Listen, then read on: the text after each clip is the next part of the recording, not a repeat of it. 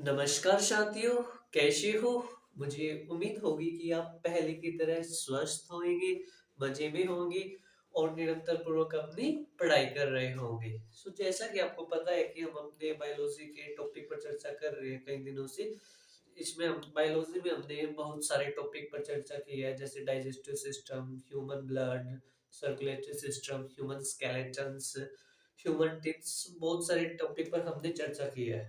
और आपने digestive system वाले टॉपिक में देखा होगा कि उसमें बहुत सारी ग्लैंड के नाम आए थे, जैसे आपका pancreas gland, gastric gland, salivary gland. आखिर ये ग्लैंड होता क्या है? आज की इस वीडियो में हम ग्लैंड के बारे में डिटेल से पढ़ेंगे और जितने भी ग्लैंड से रिलेटेड जितनी भी चर्चा है आज हम विस्तार से चर्चा करेंगे। क्लियर? मे भी वीडियो थोड़ा सा लेंथी हो सकता है, लेकिन हम विस्तार से चर्चा कर देंगे। ठीक है, करते हैं दोस्तों अपने टॉपिक के स्टार्ट। हमारा टॉपिक का नाम है ग्लैंड। इसको हिंदी में ग्रंथि बोलते हैं। क्या बोलते हैं? ग्रंथि। सबसे पहले हम इसके बारे में पढ़ेंगे, ये होता क्या है, फिर हम इसके प्रकार के बारे में पढ़ेंगे। क्लियर? जो ग्रंथि होती है वो हमारे शरीर के अंदर एक थैलीनुमा संरचना क्या करती में रहती है, जिसमें से कुछ ना कुछ केमिकल सब्सटेंस के रूप में लिक्विड सब्सटेंस प्रोड्यूस होता रहता है। वो केमिकल सब्सटेंस में भी हार्मोन हो सकता है और एंजाइम हो सकता है, उसे हम ग्रंथि कहते हैं। क्लियर? तो ग्रंथि क्या है? एक थैलीनुमा संरचना, एक पॉलीथीन लाइक स्ट्रक्चर होता है हमारी बॉडी के अंदर, जिसमें से कुछ न कुछ केमिकल सब्सटेंस प्रोड्यूस होता रहता है। वो केमिकल सब्सटेंस में भी हार्मोन हो सकता है, एंजाइम हो सकता है, उसे हम बोलते हैं ग्लैंड। सिंपल सी बात है कि हमारे शरीर में एक गांठ से एक थैले, जैसे कि आप एक पन्नी ले लो, पन्नी में क्या है? पानी। और उस पन्नी में से थोड़ा सा छेद कर देंगे तो उस प्रकार से कुछ लिक्विड सब्सटेंस रहता है। हमारी बॉडी के अंदर भी कुछ इसी प्रकार की गांठ सी होती है, इसी प्रकार का पॉलीथीन लाइक स्ट्रक्चर होता है, जिसमें से कुछ ना कुछ केमिकल सब्सटेंस निकलता है और वो केमिकल सब्सटेंस हमारी ह्यूमन एक्टिविटीज में भी चेंज करता है। वो केमिकल सब्सटेंस क्या हो सकता है? एंजाइम भी हो सकता है और हार्मोन भी हो सकता है। उसी के आधार पर ग्लैंड को तीन पार्ट्स में डिवाइडेड किया गया है। ग्लैंड कितने टाइप की होती है? तीन प्रकार की। कौन कौन सी? आज हम उनके विषय में चर्चा करेंगे। एक होती है एक्सोक्राइन ग्लैंड।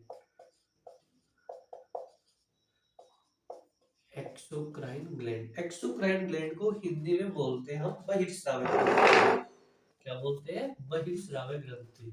और एक होती है एंडोक्राइन ग्लैंड।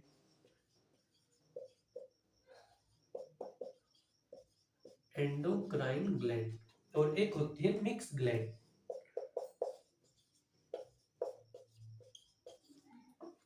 हिंदी में भी बोल देता हूँ ताकि जो हमारे हिंदी माध्यम वर्ग के बच्चे हैं उनको प्रॉब्लम ना हो। एक्सोक्राइन ग्लैंड को बहिर्स्रावी ग्रंथि, एंडोक्राइन ग्लैंड को अंतःस्रावी ग्रंथि और मिक्स ग्लैंड को मिश्रित ग्रंथि कहते हैं। क्लियर? एक्सोक्राइन ग्लैंड क्या होती है और एंडोक्राइन ग्लैंड क्या होती है और मिक्स ग्लैंड क्या होती है, इस पर हम चर्चा करेंगे। एक्सोक्राइन ग्लैंड उसे बोलते हैं जिसमें से सीक्रेट हुआ जो केमिकल सब्सटेंस होता है वो एंजाइम होता है। क्या होता है? एंजाइम होता है। क्लियर?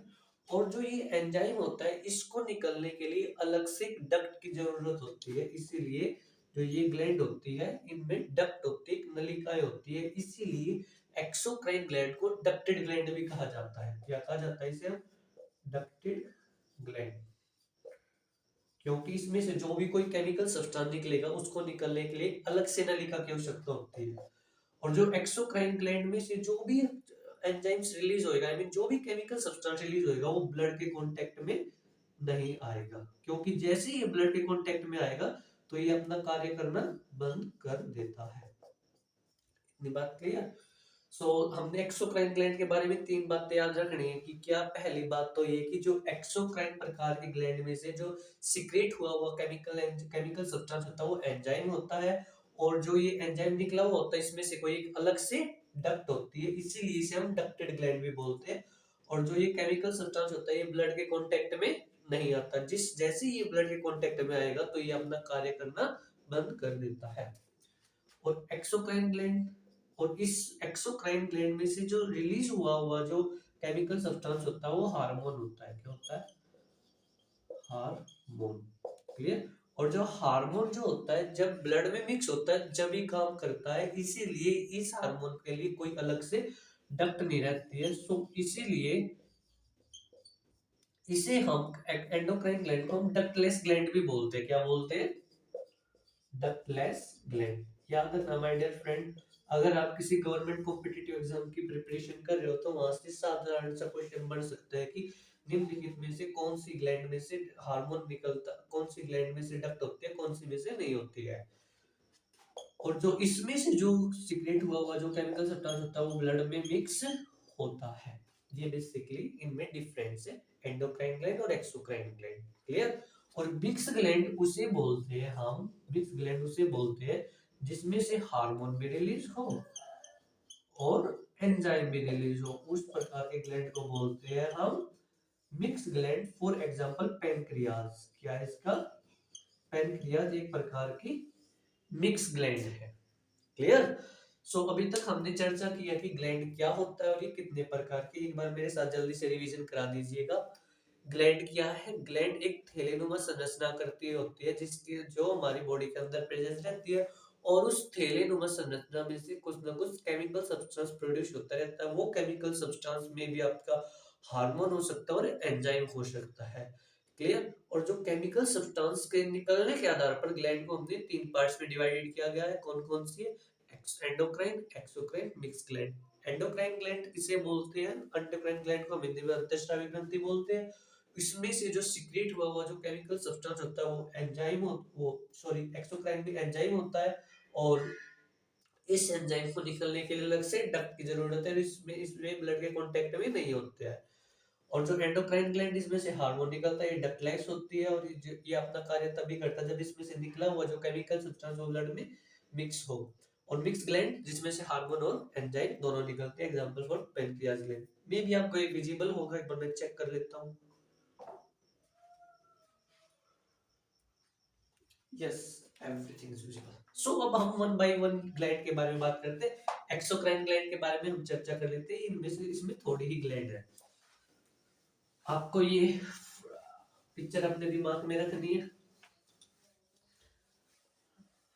मुझे उम्मीद होगी कि आपको चीजें समझ में आ रही होगी और आप साथ ही साथ इनको लिख रहे होंगे, याद भी कर रहे होंगे। सो हम सबसे पहले एक्सोक्राइन ग्लैंड के विषय में बात करते हैं।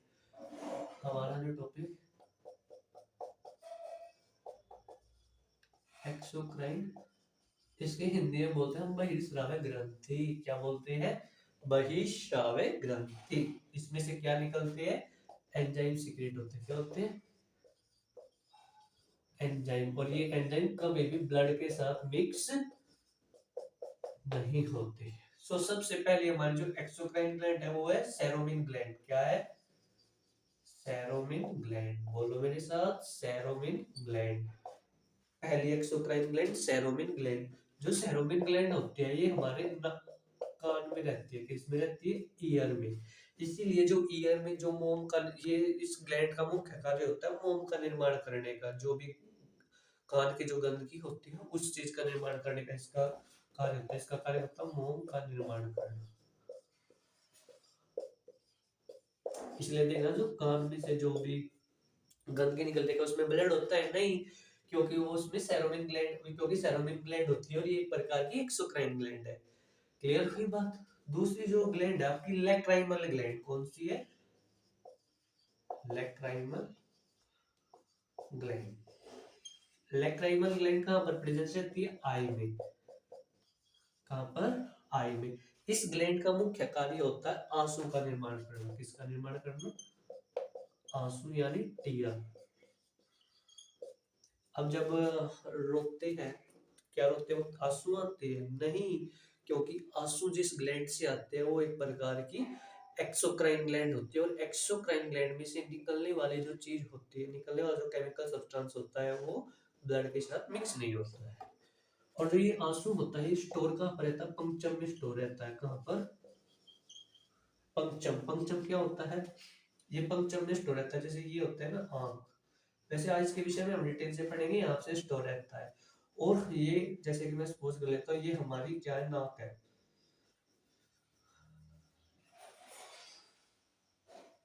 आप इसको नाक मानो, जैसे कि यहाँ से हम रोते हैं तो रोते रोते हुए जो छोटे बच्चों को ज्यादा होता है, रोते रोते हुए आंसू नाक के पास आ जाते हैं। क्यों? क्योंकि हमारे यहाँ नाक के पास एक कैनाल जाते हैं जिसे हम लेक्राइमल कैनाल बोलते हैं। क्या बोलते हैं? Lacrimal canal.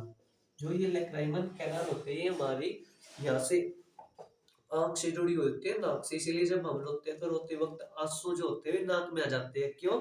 क्योंकि जो हमारे आंसू निकलते हैं तो लेक्राइमल कैनाल से निकलते हैं, और लेक्राइमल कैनाल नाक से जुड़ी हुई होती है, इसीलिए आंख से लेक्राइमल कैनाल की हेल्प से जो आंसू होते हैं वो नाक तक आ जाते हैं। छोटे बच्चों में टेंडेंसी ज्यादा होती है।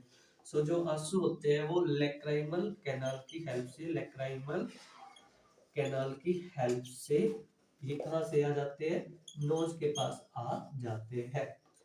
जो आंसू होते हैं, आंसू जो आंसुओं में एक एंजाइम पाया जाता है जिसे हम लाइसोजाइम बोलते हैं। क्या बोलते हैं? लाइसोजाइम एक प्रकार का एंजाइम होता है। कोई बोलता है कि मैं तुझे खून के आंसू रुला दूंगा, कैसे रुला देगा भाई? जो आंसू होते हैं, आंसू से एक प्रकार की एक्सोक्राइन ग्लैंड से निकलते हैं, और एक्सोक्राइन ग्लैंड होती है वो ब्लड के साथ मिक्स ही नहीं होती है। कैसे खून के आंसू रुला दोगे यार तुम? कुछ भी बातें कर लेते हैं। हमने एक्सोक्राइन ग्लैंड में दो प्रकार के ग्लैंड के विषय में पढ़ा। एक सेरोमिन ग्लैंड, सेरोमिन ग्लैंड की जो सिचुएशन है वो हमारे कान में होती है, इसका मुख्य कार्य मोम का निर्माण करना होता है। एक लैक्राइमल ग्लैंड होती है, हमारी आंख में होती है। क्लियर? और आंख में से ये इसका कार्य होता है आंसू का निर्माण करना, आंसू स्टोर कर रहता है, पंचम में स्टोर रहता है, और ये लैक्राइमल कैनाल की हेल्प से नोज में आ जाता है, और इसमें एक लाइसोजाइम प्रकार का एंजाइम पाया जाता है। मे भी आपको ये सब चीजें क्लियर हो गई होगी। अब हम थर्ड ग्लैंड के बारे में बात करते हैं। आपने ये उतार लिया होगा, और नहीं तो साथ ही साथ लिख रहे होंगे, और ज्यादा इंटेलिजेंट होगे तो याद कर रहे होंगे। भाई तीन ही कार्य हो सकते हैं, या तो आप साथ के साथ याद कर रहे हो, और साथ के साथ याद करने में ही मजा है। क्योंकि किताबों में रखा हुआ जो ज्ञान होता है ना वो समय आने पर काम नहीं आता है। कहा जाता है कि किताबों में रखा गया ज्ञान और दोस्तों के पास रखा गया पैसा समय आने पर काम नहीं आता है। जैसे कि सपोज करो मेरा एग्जाम है यार, एग्जाम में वो क्वेश्चन आया हुआ है जो मैंने पढ़ा लिया, लेकिन वो किताब में हुआ है, तो फिर क्या फायदा उस क्वेश्चन का? दोस्त के पास मैंने पैसे दिए हुए हैं लेकिन वे पैसे मेरी जरूरत पड़ने पर काम दें, तो क्या फायदा उस दोस्त को पैसे दिए का? इसीलिए साथ ही साथ याद करने में ही भलाई है, क्योंकि बहुत बहुत ज्यादा हमें चीजें पढ़नी होती है ना। तीसरी प्रकार की ग्लैंड है मियोबीमियन ग्लैंड। मियोबीमियन ग्लैंड ये कहाँ होती है? ये भी आंख में होती है। ये भी कहाँ होती है? आंख में। आंख में कहाँ होती है? जैसे ये सपोज करो ये आपकी आंख है, ये आपका आइरिस है। जो आपकी लैक्राइमल ग्लैंड होती थी वो तो यहाँ पर होती थी, और जो मियोबियमन ग्लैंड है वो यहाँ पर होती है। ये लैक्राइमल ग्लैंड थी, मियोबियमन ग्लैंड है। ये मियोबियमन ग्लैंड क्या करती है? जो आंख में जो ढीड होती है, जो कीचड़ वगैरह होता है, कीचड़ होगा, जो ढीड वगैरह होती है, जो ना वो आंख में से जो जो ढीड वगैरह निकलती है वो मियोबियमन ग्लैंड से ही निकलती है। क्लियर? इस ग्लैंड के विषय में इतने बस आपको इतना याद रखना है कि क्या लैक्राइमल ग्लैंड आंख के ऊपर होती है, लैक्राइमल ग्लैंड आंख के ऊपर होती है, और जो मियोबियमन ग्लैंड होती है वो आंख के नीचे होती है। इसका मुख्य कार्य होता है आंख में कीचड़ हो गया, ढीड वगैरह हो गई, या आंख में से जो भी कोई मल वगैरह निकलना होता है वो उसको ही निकालने का कार्य करती है। अब हम फोर्थ प्रकार की ग्लैंड स्वेट ग्लैंड के विषय में पढ़ेंगे। Sweat gland, sweat gland, sweat gland से स्वेट निकलता है। क्या निकलता है? स्वेट। हमारा जो पसीना होता है वो स्वेट ग्लैंड से निकलता है। और जब हम स्वेट ग्लैंड को एक जगह, जैसे कि स्वेट ग्लैंड से बहुत जगह फैली रहती है, जब उसको हम सिकोड़ देंगे, जब स्वेट ग्लैंड को हम सिकोड़ देंगे तो वहां से ज्यादा स्वेट निकलना स्टार्ट हो जाता है। जैसा कि हमारे बगल से ज्यादा पसीना क्यों होता है? बगल से ज्यादा स्वेटिंग क्यों होती है? क्योंकि वहां पर जो स्वेट ग्लैंड होती है वो बहुत सारे ग्रुप्स में होती है। उसका क्या होता है? उस सब मतलब कि उसको जैसे कि फैली हुई होती है उसको एक साथ कर दिया जाता है। क्लियर? इसीलिए हमारे बगल से ज्यादा पसीना आता है। समझ गए होंगे आप? ठीक है। स्वेट ग्लैंड का कार्य होता है स्वेट का निर्माण करना। और जो स्वेट स्वेट की सहायता से हमारी बॉडी से जी बहुत सारी डिजीजेस भी निकलती है, और स्वेट में बेसिकली आयोडीन की मात्रा अत्यधिक होती है। इसीलिए इसको चेक करके देखना, थोड़ा सा खट्टा लगेगा। चेक मत करना यार। एक होती है सेबेसियस ग्लैंड। क्या होती है? Sebaceous gland. सेबेशियस ग्लैंड का जो मुख्य कार्य होता है वो सीबम का निर्माण करना होता है। किसका? सीबम का। सीबम क्या होता है? जैसे हम सोते हैं तो सोने के बाद जो हमारे नाक पर चिपचिपा जो पदार्थ आ जाता है ना, उसे ही हम सीबम कहते हैं। तो सीबम का निर्माण कौन सी ग्लैंड करती है? सेबेशियस ग्लैंड करती है। कौन सी ग्लैंड? Sebaceous gland. और इस प्रकार की कौन सी ग्लैंड है? Gastric gland. गैस्ट्रिक ग्लैंड के विषय में हम चर्चा कर चुके हैं अपने डाइजेस्टिव सिस्टम वाले टॉपिक में। अगर आपने डाइजेस्टिव सिस्टम वाला टॉपिक नहीं देखा है तो पहले उस टॉपिक को देखना, फिर आपको ये गैस्ट्रिक ग्लैंड समझ में आ जाएगी। अभी के लिए आपको इतना ध्यान रखना है कि गैस्ट्रिक ग्लैंड एक प्रकार की एक्सोक्राइन ग्लैंड होती है। ये हमारे स्टमक में प्रेजेंस होती है। गैस्ट्रिक ग्लैंड का जो मुख्य कार्य होता है गैस्ट्रिक जूस को सिक्रेट करना होता है। और गैस्ट्रिक जूस में तीन चीजें शामिल होती है: hydrochloric acid, rennin, pepsin. Hydrochloric acid क्या करता है? फूड को एसिडिक बना देता है और फूड में प्रेजेंस बैक्टीरिया को किल करता है। और जो रेनिन होता है वो मतलब मिल्क को कर्ड में चेंज करता है। पेप्सिन प्रोटीन जैसे हार्ड सब्सटेंस को पेप्टोन में चेंज करता है। मैं वहां पर डिस्कस कर चुका हूँ, इसलिए मैंने संक्षिप्त में बताया। मैं यहाँ पर लिख भी देता हूँ। इससे गैस्ट्रिक जूस सीक्रेट होता है। क्या होता है? Gastric juice. गैस्ट्रिक जूस में तीन चीजें शामिल मैं बता चुका हूँ। ठीक है। और एक स्लेवरी ग्लैंड भी होते हैं। स्लेवरी ग्लैंड के विषय में भी मैं चर्चा कर चुका हूँ।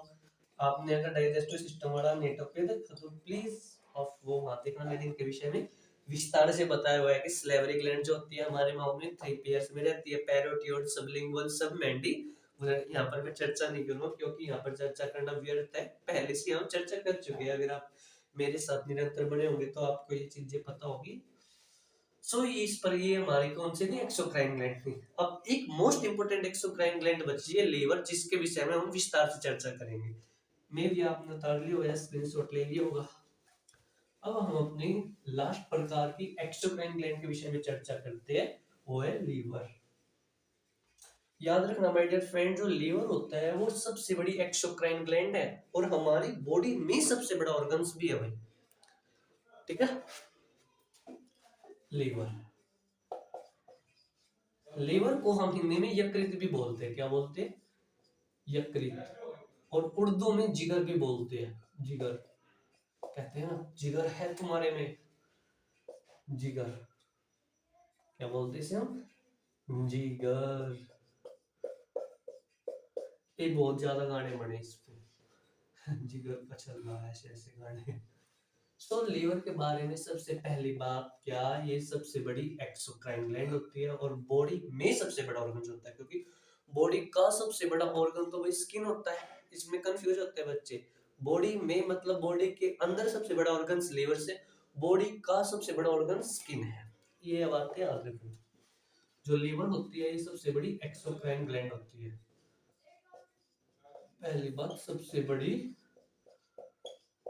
एक्सोक्राइन ग्लैंड, शाबाश।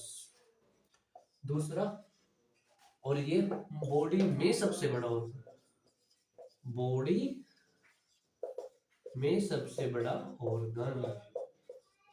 दो बातें आपको याद रखनी है। दूसरी बात क्या याद रखनी है कि जो लीवर होता है वो हेपेटिक सेल से मिलकर बना हुआ होता है। कौन सी सेल? Hepatic cell. याद रखना, हेपेटिक सेल। जब यही हेपेटिक सेल डिस्टर्ब होती है तो फिर hepatitis A, hepatitis B, hepatitis C, D, ये इन्हीं से होता है। ये लीवर से रिलेटेड डिजीजेस है। क्लियर? ये कौन सी सेल से मिला बना हुआ होता है? हेपेटिक सेल से। और जितने भी हमने ब्लड में प्रोटीन के बारे में चर्चा की थी, जैसे प्रोथ्रोम्बिन, प्रोथ्रोम्बिन, फाइब्रोनिजिन, क्लियर, और आपका हेपेरिन। हेपेरिन, हेपेरिन एक प्रकार का एंटीक्लोटिंग और ये सब की प्रकार के एंटीक्लोटिंग हमने चर्चा कर चुकी है। इन सब का जो निर्माण होता है वो कहाँ से होता है? लीवर से होता है। ये जितने भी आप देख रहे हो ये सब के सब क्या होते हैं? एंटीक्लोटिंग में भूमिका निभाते हैं। प्रोथ्रोम्बिन और फाइब्रोनिजिन। प्रोथ्रोम्बिन और फाइब्रोनिजिन दो प्रोटीन होते हैं जो ब्लड में मिक्स हुए होते हैं और ये ब्लड में ब्लड क्लोटिंग, ब्लड के अंदर ब्लड को, बॉडी के अंदर ब्लड को जमने नहीं देते। इसीलिए तीनों किसका कार्य करते हैं? एंटी क्लॉटिंग का। Anti clotting. क्लियर। और लीवर से कुछ प्रकार के पिगमेंट्स भी बनते हैं, जैसे बिलुरुबिनन। बिलुरुबिनन यहाँ पर स्पेस होगा, मैं यहाँ पर लिख दे रहा हूँ बिलुरुबिनन। बिलुरुबिनन। बिलुरुबिनन एक प्रकार का पिगमेंट होता है, ये येलो कलर का होता है। कितने कलर का होता है? येलो। एक प्रकार का क्या पिगमेंट, याद रखना। जब जॉन्डिस होता है ना हमें, तो इसी की मात्रा अत्यधिक सीक्रेट हो जाती है जॉन्डिस में। जॉन्डिस जब ज्यादा बीमारी होती है, जो पीलिया होता है, तो पीलिया में ये होता है जो लीवर में बिलुरुबिनन की मात्रा अत्यधिक मात्रा में हो जाती है। क्लियर। एक प्रकार का वीली वार्डिंग। वीली वार्डिंग, मेरे साथ बोल लो, वीली वार्डिंग। वीली वार्डिंग एक और पिगमेंट निकलता है, वीली वार्डिंग। बोलो मेरे साथ, वीली वार्डिंग। एक बार और, व्हीलिंग वार्डेड एक प्रकार का पिगमेंट होता है, इसका कलर हरा होता है, इसीलिए इसी की वजह से जो बाइल जूस होता है। अब बाइल जूस क्या है? अरे भाई, मैं डाइजेस्टिव वाले में करा चुका हूँ, कृपया करके डाइजेस्टिव सिस्टम वाला टॉपिक देखिए, वहां पर मैंने विस्तार से चर्चा की है, बार बार नहीं कराऊंगा मैं। तो व्हीली वार्डिंग हरा कलर का होता है और ये बाइल जूस को हरा करने का कार्य करता है। ये बेसिक बातें थी, और भी चर्चा आगे करेंगे अब, क्योंकि स्पेस नहीं है। जल्दी से मेरे साथ लीवर के बारे में याद करा दीजिएगा मुझे। लीवर क्या है? तो एक प्रकार की एक्सोक्राइन ग्लैंड है। एक्सोक्राइन ग्लैंड से बोले इसमें एंजाइम हो, वो ब्लड के साथ मिक्स नहीं हो। लीवर को हिंदी में हम यकृत बोलते हैं, उर्दू में जिगर बोलते हैं। ये सबसे बड़ी एक्सोक्राइन ग्लैंड होती है और बॉडी में सबसे बड़ा ऑर्गन होता है। इसका जो निर्माण होता है वो हेपेटिक सेल से मिलकर बना हुआ होता है, इसीलिए जब ये सेल डिस्टर्ब होती है तो hepatitis A B C D etcetera disease होती है। इससे कुछ प्रकार के हार्मोन्स, आई मीन इससे कुछ प्रकार के प्रोटीन्स का निर्माण होता है, जैसे प्रोथ्रोम्बिन, फाइब्रोनिजन और हेपरिन। ये क्या कार्य करती है? एंटी क्लोटिंग का कार्य करते हैं, ब्लड बॉडी के अंदर ब्लड को जमने नहीं देते हैं।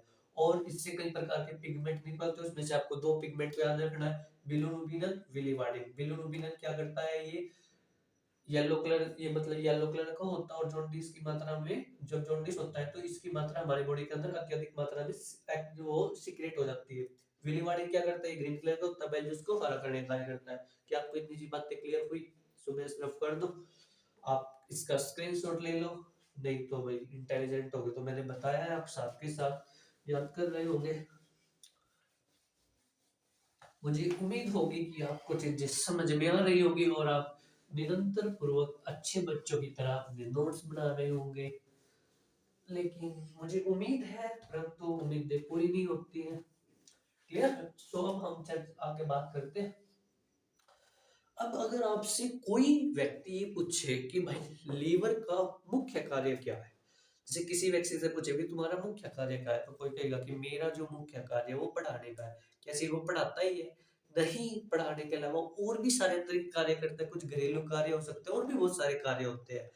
तो इसीलिए जो लीवर का मुख्य कार्य क्या होता है, लीवर का जो मेजर कार्य होता है वो क्या होता है? यूरिक एमोनिया जैसे हार्डेस्ट सब्सटेंस को, एमोनिया जैसे खतरनाक सब्सटेंस को यूरिया जैसे कम खतरनाक सब्सटेंस में परिवर्तित करने का ये इसका मुख्य कार्य होता है, ये इसका सबसे बड़ा मेजर कार्य होता है। और इसके अलावा भी इसके कार्य होते हैं, लेकिन अगर इसके मेजर कार्य की बात की जाए तो इसका जो मुख्य कार्य वो क्या है? एमोनिया जैसे हार्डेस्ट, एमोनिया बहुत ज्यादा हार्डेस्ट होता है, बहुत ज्यादा खतरनाक होता है।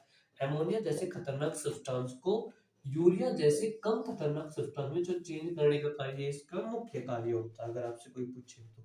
ऐसे तो बहुत सारे कार्य होते हैं इसके। और इसका क्या कार्य होता है भाई? और इसका ग्लूकोज, ग्लूकोज को ग्लाइकोजोन में बदलने का भी इसका कार्य होता है, ग्लाइकोजोन, ग्लाइकोजेन। क्लियर। और इसका क्या कार्य होता है? जितने भी कार्बोहाइड्रेट्स हैं, जितने भी फैट्स हैं, उनको किस में चेंज करता है? कोलेस्ट्रॉल में। किस में चेंज करता है? कोलेस्ट्रॉल में।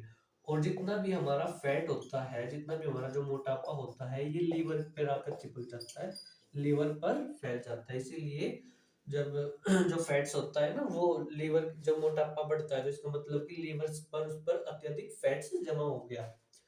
क्लियर। जो लीवर होता है ना, वो इंजरी ऑर्गन, इंजरी क्षतिग्रस्त अंगों को, इंजरी ऑर्गन्स को जल्दी सही करता है ये। क्लियर हुई? लेकिन जब इंजरी जो ऑर्गन्स होते हैं, जो क्षतिग्रस्त अंग होते हैं, उनको जल्दी सही करने से कार्य करता है, क्योंकि हेपेटिक सेल में सेल डिवीजन अत्यधिक मात्रा में होता है। ये बात आपको याद रखनी है। और भैया जी इसके विषय में क्या क्या मुख्य बातें हैं? ऐसे तो हमने बेसिकली जो मेन बात है तो आपको ये याद रखनी है भाई, इसको तो इम्पोर्टेंट करके टिक कर लो, इम्पोर्टेंट है। अगर आप गवर्नमेंट कॉम्पिटिटिव एग्जाम्स की प्रिपरेशन कर रहे हो तो ये तो आपको याद रहना ही चाहिए। Injury organ. और जब हम ड्रिंक कर लेते हैं, ड्रिंक बहुत सारे लोग करते हैं। क्लियर? एनसीआरबी की रिपोर्ट के अनुसार, एनसीआरबी की रिपोर्ट, क्लियर, जब हम ड्रिंक कर लेते हैं, एनसीआरबी की रिपोर्ट के अनुसार भारत में सबसे ज्यादा ड्रिंक की जाती है भाई। जब हम ड्रिंक कर लेते हैं तो जो लीवर की जो सेल होती है वो इंजर होने लग जाती है, मतलब खत्म होने लग जाती है, उसे हम कूफर सेल बोलते हैं। क्या बोलते हैं? Kupffer cell. ड्रिंक कर लेते हैं, जहर ले लेते हैं, इसीलिए ड्रिंक करना या जहर करने से जो हमारी कूफर सेल से उसको प्रोटेक्ट करती है। क्लियर है ये बात? ये थी भैया जी लीवर के बारे में डिटेल से बातें। मुझे आशा होगी कि आपको लीवर के बारे में चीजें समझ में आई होगी। सो अब हम अपने नेक्स्ट ग्लैंड के बारे में चर्चा कर लेते हैं, अगले टॉपिक में कर लेते हैं एंडोक्राइन। किसी टॉपिक में लेंथी टॉपिक हो जाएगा वैसे, चलो आज ही कर लेते हैं, क्या है लगता है आप मजे में हो, आप इंटरेस्ट से साथ पढ़ रहे होंगे ना, तो अब नेक्स्ट टॉपिक कर लेते हैं, क्या लगता है इसमें?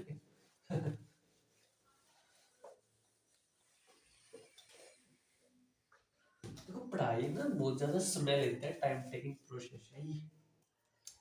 अब हमारी दूसरी प्रकार की ग्लैंड करते हैं हम, एंडोक्राइन ग्लैंड। एंडोक्राइन ग्लैंड, इसे हम क्या बोलते हैं भाई?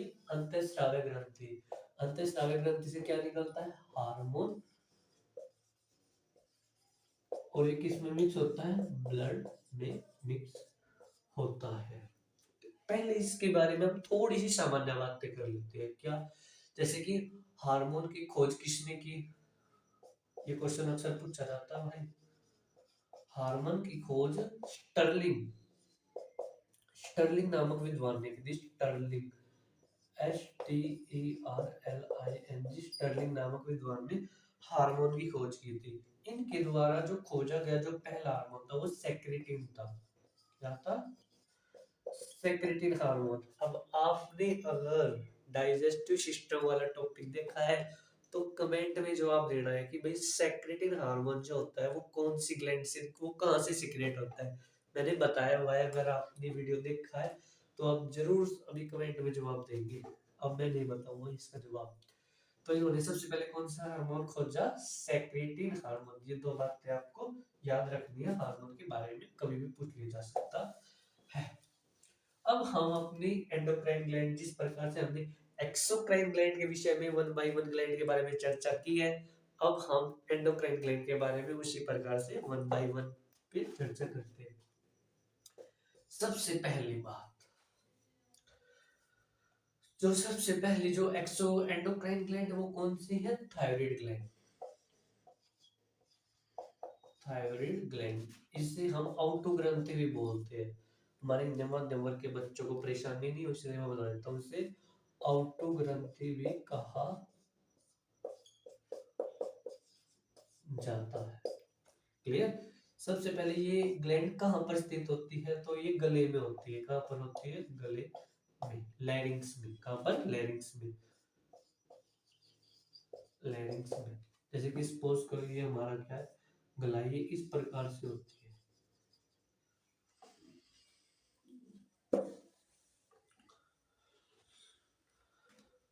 जैसे कि सपोज करो ये है,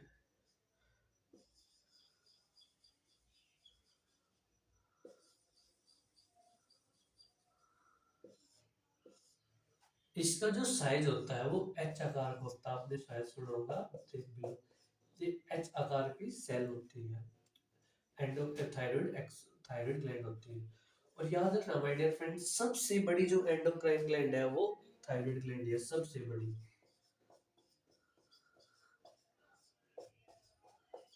सबसे बड़ी एंडोक्राइन ग्लैंड। क्लियर हुई बात है?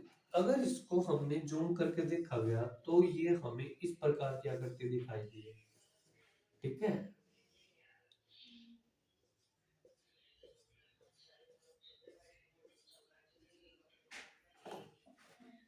इस डिवाइडर लाइन को बोला गया इस्थेमस, और जो छोटे छोटे आपको सेल दिखी हुई है ना, इसको बोलते हैं हम थायराइड फॉलिकल सेल। क्या बोलते हैं? थायराइड फॉलिकल सेल बोलते हैं। ये बातें क्लियर हुई? और इसके बीच में एक लिक्विड प्रोटीन भी रहता है जिसे हम बोलते हैं थायरोग्लोबुलिन प्रोटीन। क्या बोलते हैं? Thyroglobulin protein, thyroglobulin protein. तो इतनी सी बातें क्लियर हुई। मैं देखो ज्यादा विस्तार से बता रहा हूँ, ध्यान से समझना। थायराइड ग्लैंड को हिंदी में ऑक्टोग्रंथि बोलते हैं। ये हमारे गले में स्थित होते हैं। इसकी आकृति एच प्रकार की होती है। सबसे बड़ी एंडोक्राइन ग्लैंड होती है। सपोज करो ये हमारा क्या है, गला है, और उसके अंदर इस प्रकार से थायराइड ग्लैंड स्थित रहती है। इसको थोड़ा सा जूम किया गया तो इस प्रकार की दिखाई दी। इसमें कुछ छोटी छोटी सेल होती है जिसे हम थायराइड फॉलिकल सेल बोलते हैं, और इसके अंदर प्रोटीन होता है जिसे हम बोलते हैं थायरोग्लोबुलिन प्रोटीन। क्या बोलते हैं? Thyroglobulin protein. तो ये थायरोग्लोबुलिन प्रोटीन होता है, मैं यहाँ लिख दे रहा हूँ, आपको शायद विजिबल हो, वहां पर लिखने का स्पेस दिया। तो थायरोग्लोबुलिन प्रोटीन होता है थाइमोसिन, थाइमोसिन एमिनो एसिड से मिलकर बनता है, थाइमोसिन एमिनो एसिड से। अगर आपने न्यूट्रिशन वाला टॉपिक देखा होगा तो मैंने वहां पर बताया है कि जो प्रोटीन होता है वो 12 डिफरेंट डिफरेंट टाइप के एमिनो एसिड से मिलकर बनता है। तो इसी प्रकार जो थायरोग्लोबुलिन प्रोटीन होता है थाइमोसिन एमिनो एसिड से मिलकर बनता है। जब कभी थाइमोसिन एमिनो एसिड में, जब थाइमोसिन एमिनो एसिड में आयोडीन मिल जाता है, क्या मिल जाता है? आयोडीन। तो इनके मिलने से दो प्रकार के हार्मोन बनते हैं। कितने प्रकार के? दो प्रकार के। एक को बोलते हैं हम T3 हार्मोन, और एक को बोलते हैं हम T4 हार्मोन। क्या बोलते हैं? T3 हार्मोन और T4 हार्मोन। T3 हार्मोन को बोलते हैं हम ट्राइथाइमोसिन हार्मोन। क्या बोलते हैं? ट्राइथाइमोसिन हार्मोन, ट्राइथाइमोसिन हार्मोन। क्लियर? और मैंने लिख दिया है। और T4 को बोलते हैं हम टेट्राथाइमोसिन हार्मोन, टेट्राथाइमोसिन थाइमोसिन हार्मोन। क्लियर? अरे ये क्या कर दिया आपने, ये इतना रायता रायता कैसे फैला दिया, हमारे तो सब ऊपर से गया। कोई बात नहीं है यार, हम दोबारा एक्सप्लेन कर देते हैं, डोंट वरी। हो जाता है, फर्स्ट टाइम कर रहे होगे तो मे भी रायता रायता हो गया होगा। आपके पास ऑप्शन है, फोन है आपके पास, तो यूट्यूब पे आप देख रहे हो तो कृपया करके वीडियो को पॉज कीजिए, अच्छे से मुंह धो के आइए, एक कप कॉफी पी के आइए, और फिर आ जाइए, फिर पढ़िए आराम से, क्या जाता है। एंड में हम चर्चा करें एंडोक्राइन ग्लैंड पर। एंडोक्राइन ग्लैंड उसे बोलते हैं जिसमें से हार्मोन सीक्रेट होता है और ये ब्लड में मिक्स होता है। अब ध्यान से समझना, मैं एक बार बता दे रहा हूँ। जो थायराइड ग्लैंड होती है इसे हिंदी में ऑटोग्रंथि बोलते हैं। ये गले में स्थित होती है। इसकी आकृति एच प्रकार की रहती है। सबसे बड़ी एंडोक्राइन ग्लैंड होती है, इस प्रकार से रहती है। अगर इस ग्लैंड को थोड़ा सा हमने जूम करके देखा तो इसमें एक डिवाइडर रहता है, उस डिवाइडर को हम इस्थेमस बोलते हैं। क्या बोलते हैं? इस्थेमस। क्लियर? और इस स्टेमस के अंदर कुछ छोटे छोटे सेल रहती है जिसे बोलते हैं थायराइड फॉलिकल सेल। क्या बोलते हैं? Thyroid follicle cell. और उसके उन सेलों के अंदर एक प्रकार का प्रोटीन पाया जाता है जिसे हम थायरोग्लोबुलिन प्रोटीन बोलते हैं। क्या बोलते हैं? Thyroglobulin protein. मेरे साथ बोलो, थायराइड ग्लोबुलिन प्रोटीन।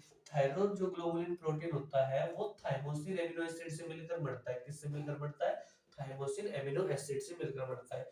जब कभी थाइमोसिन एमिनो एसिड में आयोडीन मिक्स हो जाता है तो दो प्रकार के हार्मोन मिलते हैं, तो T3 और एक T4। T3 हार्मोन को बोलते हैं ट्राइथाइमोसिन हार्मोन, T4 को बोलते हैं टेट्राथाइमोसिन हार्मोन को। इतनी बातें क्लियर हुई?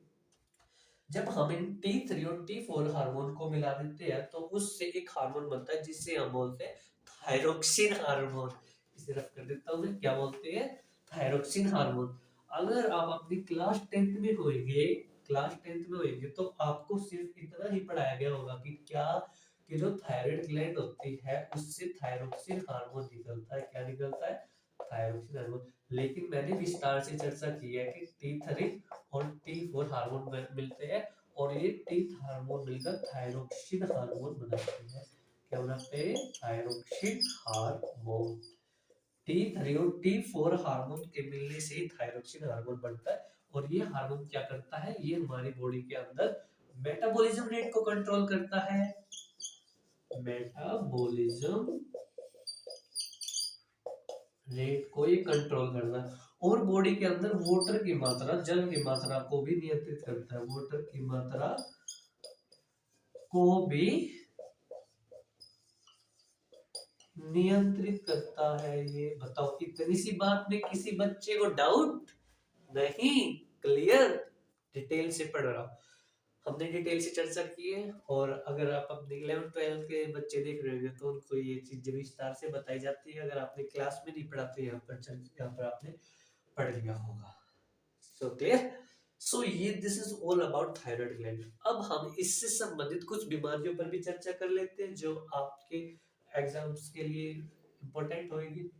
आपने स्क्रीनशॉट ले लिया होगा, और नहीं तो आपको पता होगा, आप इंटेलिजेंट होंगे तो साथ के साथ याद कर लीजिए। आप देखो, आप कहाँ पर हो।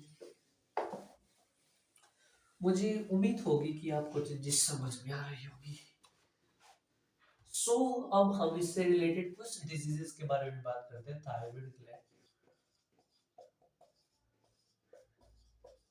थायराइड ग्लैंड से रिलेटेड कुछ बीमारी होती है, जैसे होता है क्रिटिनिज्म। क्रिटिनिज्म क्रिटिनिज्म बीमारी में क्या होता है? बौद्धिक क्षमता कमजोर हो जाती है। क्लियर? एक बात, जो सोचने समझने की जो क्षमता होती है, बुद्धि क्षमता, वो कमजोर होती है क्रिटिनिज्म बीमारी में। ये होते हैं माइक्सोडीमा। माइक्सोडीमा ये बल्कि महिलाओं में ज्यादा होते हैं। जब कभी हमारी बॉडी के अंदर थायरोक्सिन हार्मोन की कमी हो जाती है तो महिलाओं को माइक्सोडोमिया बीमारी हो जाती है। इस बीमारी में जो महिलाओं का वजन बढ़ने लगता है, स्किन पर झुर्रियां सी हो जाती है, इस प्रकार से रिलेटेड डिजीजेज होती है। एक प्रकार की होती है हैशिमोटो डिजीजेज। हैशिमोटो डिजीजेज, इसके बारे में आपने पढ़ा होगा। हैशिमोटो डिजीज में क्या होता है कि जो थायराइड फॉलिकल जो सेल होते हैं ना, वे नष्ट होने लग जाते हैं हमारी बॉडी के अंदर। अब जैसे ही यार वे नष्ट होएगी तो ऑब्वियस सी बात है कि थायरोक्सिन हार्मोन का निर्माण होएगा ही नहीं। ये 3 डिजीजेस इंपॉर्टेंट है आपके एग्जाम के लिए, इसको याद रखना। So this is all about, हमने थायराइड ग्लैंड के बारे में पढ़ा। अब जल्दी से जल्दी अच्छे बच्चों की तरह, जैसे हमने स्केलेटल सिस्टम में हड्डियों को याद करा, तो उसी प्रकार से मुझे थायराइड ग्लैंड को याद कराओ। थायराइड ग्लैंड गले में स्थित होती है और इसकी आकृति एच प्रकार की होती है। सबसे बड़ी एंडोक्राइन ग्लैंड होती है। इस ग्लैंड को जूम करके देखा गया तो इसमें छोटी छोटी सेल पाई। उस सेल को थायराइड फॉलिकल सेल बोला गया, और उन सेल के अंदर एक प्रोटीन होता है जिसे हम कौन सा प्रोटीन बोलते हैं? Thyroglobulin protein. ये thyroglobulin protein tyrosine amino acid से मिलकर बनता है। जब कभी थाइमोसिन एमिनो एसिड में आयोडीन मिल जाता है तो दो प्रकार के हार्मोन मिलते हैं, T3 T4। T3 को ट्राई थाइमोसिन हार्मोन, T4 को टेट्रा थाइमोसिन हार्मोन। जब इनका आपस में मिलन होता है T3 T4 हार्मोन का, तो एक प्रकार का थायरोक्सिन हार्मोन बनता है जो हमारी बॉडी के अंदर मेटाबॉलिज्म रेट को कंट्रोल करके रखता है। सो हमने अभी तक चर्चा की थी, मुझे आशा होगी कि आपको चीजें समझ में आई होगी। सो हम नेक्स्ट अपनी ग्लैंड के बारे में ही चर्चा कर लेते हैं, पैराथायरॉयड ग्लैंड। किसके बारे में भाई? Parathyroid gland.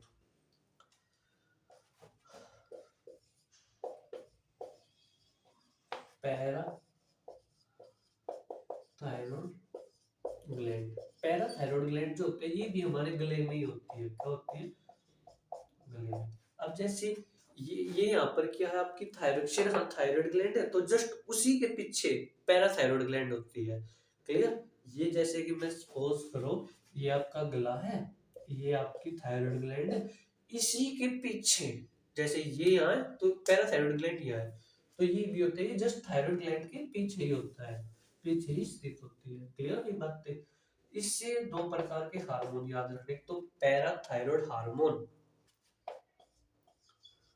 पैराथायरॉयड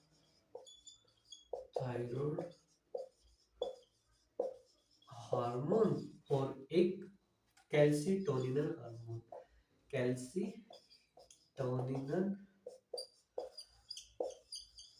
हार्मोन, जल्दी से मेरे साथ बोलिए।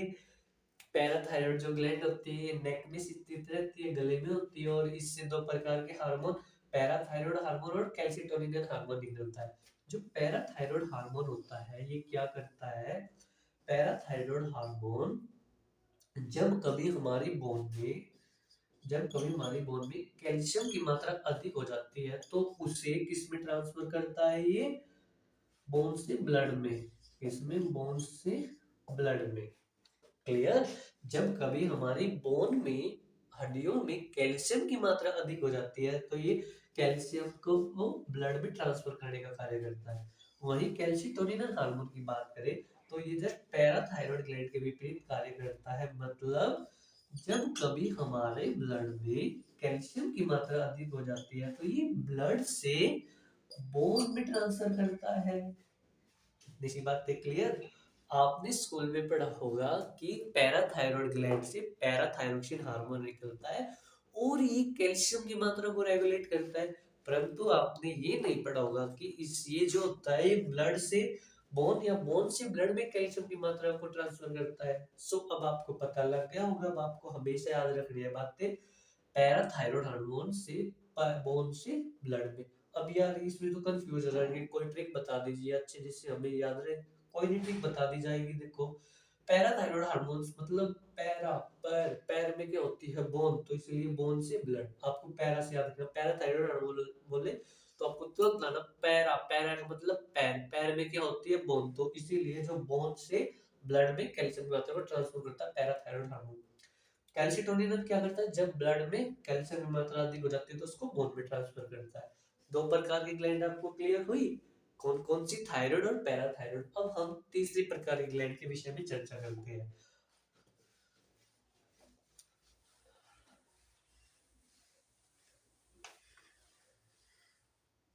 तीसरी हमारी most important gland thymus gland. Thymus gland, thymus gland. Thymus gland कहाँ पर स्थित होती है, तो ये चेस्ट में होती है। कहाँ पर, चेस्ट में, छाती में। क्लियर। थाइमसिन ग्लैंड से थाइमोसिन हार्मोन निकलता है। थाइमोसिन हार्मोन निकलता।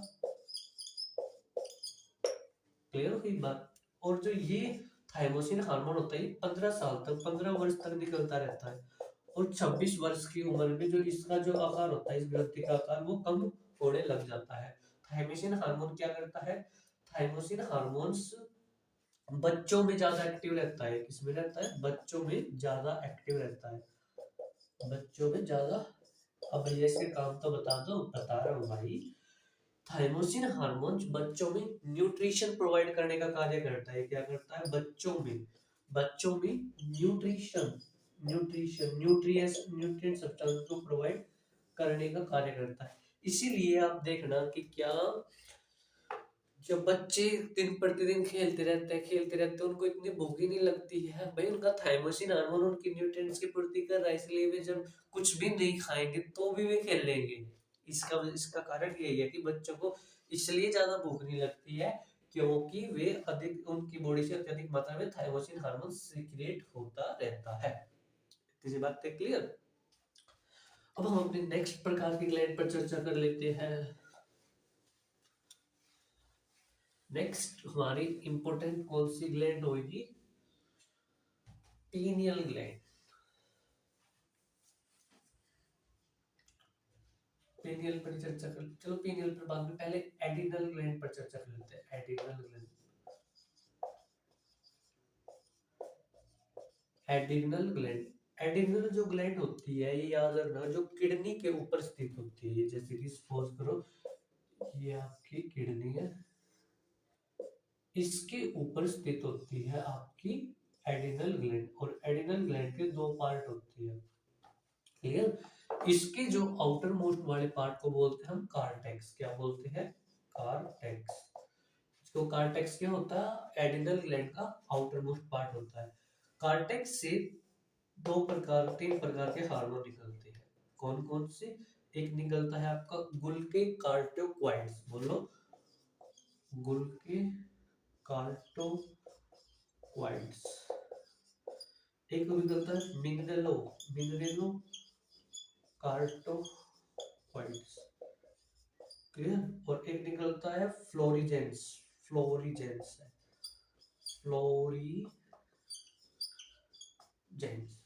गुल के कार्टोकॉइड्स क्या करता है, हमारी बॉडी के अंदर शुगर की मात्रा को कंट्रोल करता है, किसकी मात्रा को? शुगर की मात्रा को कंट्रोल करता है।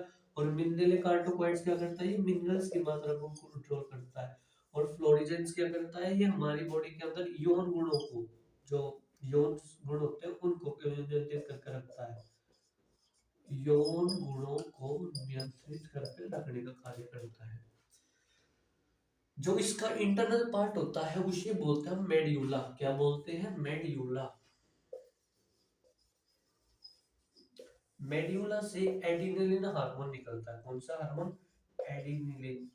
अगर आप क्लास 10th में होंगे तो आपको इतना बता दिया होगा कि एडिनल ग्लैंड से एडिनिलिन हार्मोन निकलता है, ये नहीं बताया होगा क्योंकि ये है भी नहीं आपके टॉपिक में, क्यों टीचर दुखी होंगे। जो जो आपके एडिनल ग्लैंड होती है, इसके दो पार्ट होते हैं। आउटर पार्ट को क्या बोलते हैं हम? कार्टेक्स बोलते हैं। और उस कार्टेक्स से तीन प्रकार के हार्मोन, गुल्के कार्टोकॉइड्स, मिनरल कार्टोकॉइड्स और फ्लोरिजेंस।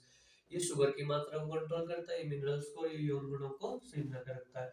और मेडुला से कौन से एडिनिलिन हार्मोन निकलता है? एडिनिलिन हार्मोन को हम 3F हार्मोन भी बोलते हैं। क्यों बोलते हैं? क्योंकि जब फियर, जब आपको डर लगता है, ठीक है, जब आप किसी के साथ फाइट करते हो और करने के डर से आप क्या हो जाते हैं, फ्लाइट हो जाते हो, तो इन तीन केस में आपका 3F यानी एड्रेनलिन हार्मोन ही सीक्रेट होता है, इसलिए इसको 3F हार्मोन बोलते हैं। भाई जब आपको डर लग गया, जैसे आप जा रहे हो रास्ते में आपको शेर दिख जाए, आप डर जाओगे, भयभीत हो जाओगे, उस सिचुएशन में कौन सा हार्मोन सीक्रेट होगा? आपका एड्रेनलिन हार्मोन। जब आप फाइट कर रहे हो, किसी को थप्पड़ मार रहे हो, गुस्से मार रहे हो, उस सिचुएशन में आपको तो थोड़ा बहुत भय भी लगेगा, डर भी लगेगा, यार कहीं मुझे मारे ना, कहीं अपने दोस्तों को ना मिलाए। इस सिचुएशन में भी आपको एड्रेनलिन हार्मोन रिलीज होता है। अब जैसे आप कहीं पर पिट गए, आपको तो थप्पड़ एक्स्ट्रा लग गए, तो आप जल्दी से भाग लेते हो, फ्लाइट हो लेते हो, तो उस फ्लाइट की कंडीशन में भी एड्रेनलिन हार्मोन सीक्रेट होता है। सो इसी कारण इसे हम 3F के नाम से पुकारते बोलते हैं। क्लियर? एड्रेनल ग्लैंड भी आपको समझ में आ गया होगा, मुझे आशा होगी। सो अब हम नेक्स्ट ग्लैंड के बारे में चर्चा कर लेते हैं। वीडियो थोड़ा सा लेंथी हो रहा होगा, लेकिन आपको तो पता है कि हम विस्तार से चर्चा करते हैं, किसी भी जब टॉपिक पर हम चर्चा करने लग जाते हैं तो इस पर भी हम विस्तार से चर्चा करेंगे, ठीक है। हम हमारे नेक्स्ट प्रकार की ग्लैंड है आपकी पीनियल ग्लैंड। कौन सी? Pineal gland. सबसे पहली बात, पीनियल ग्लैंड कहाँ पर स्थित होती है? तो बिटवीन टू आईज, ये हमारे दो आंख के मध्य स्थित होती है, बिटवीन टू आईज के माथे में स्थित होती है पीनियल ग्लैंड। पीनियल ग्लैंड से दो प्रकार के हार्मोन निकलते हैं, एक तो मेलाटोनिन, एक सेरोटोनिन। मेलाटोनिन और एक निकलता है सेरोटोनिन। मेलाटोनिन क्या करता है और सेरोटोनिन क्या करता है, उसके बारे में हम देखते हैं। जब सेरोटोनिन हमें नींद लाता है, ये क्या लाता है? नींद लाता है। और मेलाटोनिन क्या करता है? जब हम सोते हैं तो सोने के बाद हमारा हल्का सा रंग जो काला हो जाता है, इसी की वजह से हो जाता है, जो सोने के बाद हल्का सा रंग काला हो जाता है। सेरोटोनिन हार्मोन क्या लाता है? नींद लाता है। क्लियर? बात ये ग्लैंड हमारे दो आंख के बीच में होते हैं, इसलिए जब हमें बोलते हैं ना कि नींद आ रही है, जल्दी से लाइट बंद कर दो, तो वो इसी वजह से करते हैं ताकि लाइट बंद हो जाए, पीनियल ग्लैंड अपना सही से काम कर पाए। सेरोटोनिन हार्मोन नींद लाता है। और जो बड़े बुजुर्ग होते हैं, बूढ़े होते हैं घर में, उनका पीनियल ग्लैंड इतने काम तो करते नहीं है, नहीं तो सेरोटोनिन हार्मोन रिलीज होता है, इसीलिए वे सबसे जल्दी उठ जाते हैं घर में। अगर आपके घर में कोई बड़ा बुजुर्ग आदमी होगा ना, सबसे पहले उठ जाएगा, 4 बजे उठ जाएगा और आवाज देने लगेगा कि उठ लो बच्चों, उठ लो, सुबह वॉकिंग पे जाइए, वो करिए। अभी मतलब उनकी सेरोटोनिन हार्मोन काम नहीं कर रहा भाई, उनकी पीनियल ग्लैंड अभी से सही से वर्क नहीं कर रही है। और छोटे बच्चों की करती है, इसलिए छोटे बच्चे तो रात में भी सोते हैं, दिन में भी सोते हैं, सोते ही रह जाते हैं। बड़े बुड्ढों में ये काम नहीं करता, लेकिन उनको कौन समझाए कि भैया जी, दादाजी, दादी जी, आप लोगों की पीनियल ग्लैंड कार्य नहीं कर रही है, हमारी तो कर रही है, हमें तो कम से कम सोने दो। लेकिन वे मानते ही नहीं है, उठो उठो, उठते नहीं हो, सोते रहते हो। इस प्रकार से बोलते हैं। क्लियर। अब हम नेक्स्ट प्रकार की ग्लैंड पर चर्चा कर लेते हैं।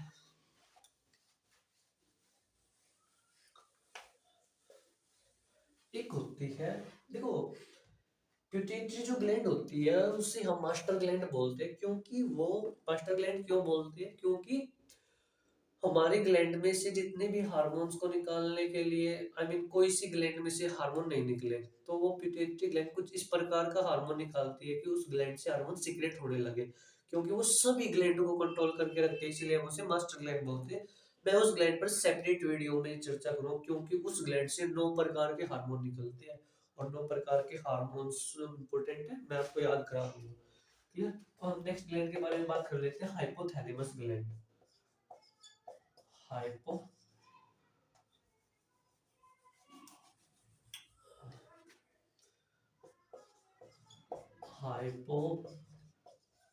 हाइपोथैलेमस ग्लैंड, और एक होती है आपकी पिट्यूटरी ग्लैंड।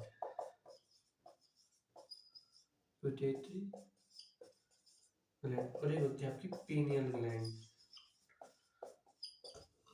हाइपोथैलेमस ध्यान से समझो, ये हमारे ब्रेन में स्थित होती है। क्या होती है? ब्रेन में होती है। क्लियर हुई बात। हाइपोथैलेमस ग्लैंड से एक प्रकार का हार्मोन निकलता है जिसे हम बोलते हैं नर्वस हार्मोन। क्या बोलते हैं? Nervous hormone. Nervous hormone release होता है। अब आपको कोई चिल्ला दे, डांट दे, आप नर्वस से हो जाओगे, तो सिचुएशन में ये होता है। पिट्यूटरी ग्लैंड को हम मास्टर ग्लैंड बोलते हैं। क्या बोलते हैं? Master gland.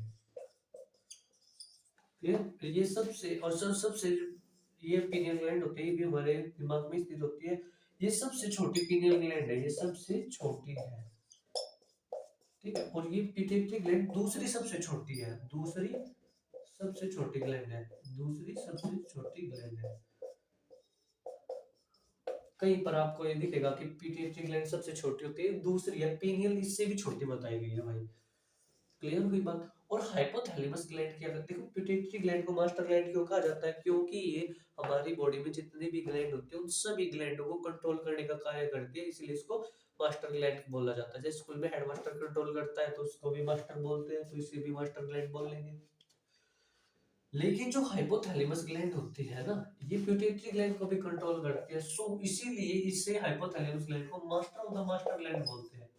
Master of the master gland, master of the master gland. Pituitary gland को मैं डिटेल से पढ़ाऊंगा, अभी नहीं, मैं सेपरेट वीडियो में चर्चा करूंगा।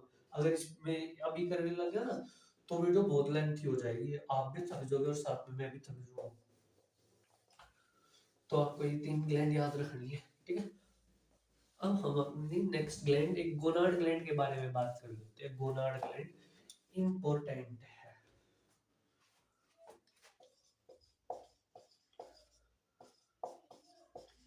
Gonad gland, gonad gland male में टेस्टिस में होती है और फीमेल में ओवेरी में होती है। क्लियर हुई बात। गोनाड ग्लैंड में जो मेल में जो टेस्टिस में होती है, तो इसके दो मुख्य कार्य होते हैं। कौन कौन से? एक तो स्पर्म बनाना, क्लियर हुई बात, और एक टेस्ट्रोजन हार्मोन रिलीज करना। टेस्ट्रोजन हार्मोन, टेस्ट्रोजन हार्मोन्स लगभग 14 से 15 इसकी उम्र में निकलना, बच्चों में सीक्रेट होना स्टार्ट हो जाता है। बच्चों में फिजिकली चेंजिंग होने स्टार्ट हो जाते हैं, उटपटांग की हरकतें, आई मीन जो गर्म खून बोलते हैं ना, वो इसी हार्मोन की वजह से होता है। इस पर हम रिप्रोडक्शन वाले पर जब बात करेंगे तो तब इस पर बात करेंगे। फीमेल में ओवेरी में होता है। क्लियर है बात। इससे 3 प्रकार के हार्मोन निकलते हैं। एक तो निकलता है प्रोजेस्टेरोन, ओस्ट्रोजन, ओस्ट्रोजन, ओस्ट्रोजन निकलता है। ये क्या करता है? ओव्यूम का निर्माण करता है। और ये निकलता है प्रोजेस्टेरोन। प्रोजेस्टेरोन, प्रोजेस्टेरोन क्या करता है? ये बच्चे को प्रोटेक्ट करता है। क्लियर। एक निकलता है ऑक्सीटोसिन हार्मोन, ऑक्सीटोसिन। ऑक्सीटोसिन वैसे तो निकलता तो उससे, ये क्या नाम है, पिट्यूटरी ग्लैंड से, लेकिन इसमें भी इसका हेल्प होता है। ओस्ट्रोजन, प्रोजेस्टेरोन होता है, पोस्ट्रोन होता है शायद एक, ओस्ट्रोन होता है शायद, ओस्ट्रोजन प्रोजेस्टेरोन, ये पिट्यूटरी ग्लैंड से निकलता है। एक और हार्मोन होता है, अब तो याद रखोगे, आपका इंपॉर्टेंट भी है। ओस्ट्रोजन ओवरी से निकलता है, प्रोजेस्टेरोन जब एम्ब्रॉय होता है उसमें बच्चों को प्रोटेक्ट करता है। क्लियर? ये गोनाड ग्लैंड के विषय में चर्चा करें। सो अब हमने इंपॉर्टेंट ग्लैंड के बारे में तो हमने डिस्कस कर लिया। अब हम नेक्स्ट ग्लैंड में आपका पेनक्रियाज मिक्स ग्लैंड और एक मोस्ट इंपॉर्टेंट कौन सी बला, वो पिट्यूटरी ग्लैंड पर हम चर्चा करेंगे। सो आज की चर्चा को यही समाप्त करते हैं दोस्तों, मिलते हैं नेक्स्ट वीडियो में। जब तक के लिए आप पढ़ते रहिए, पढ़ाते रहिए। थैंक यू दोस्तों।